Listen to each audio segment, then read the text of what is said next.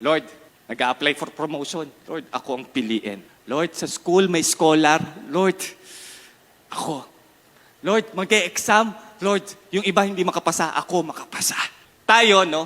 We need God most of the time in the important events of our life. Pero, minsan, kinakaya na lang talaga natin tayo lang, na samantalang ang Panginoon gusto ding makialam.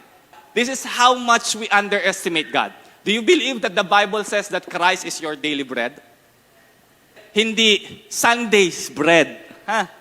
Christ is your daily bread. Ibig sabihin, you will starve without Him. Kung pinipili mo lang siya tuwing Sunday, gutom ka ng Monday to Saturday.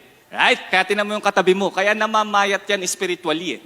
Tuwing Sunday lang kasi. So tinan mo daily, ang Panginoon ino-offer niya ang kanyang sarili sa'yo. Pero hindi mo nare-realize na kailangan ko pala siya araw-araw.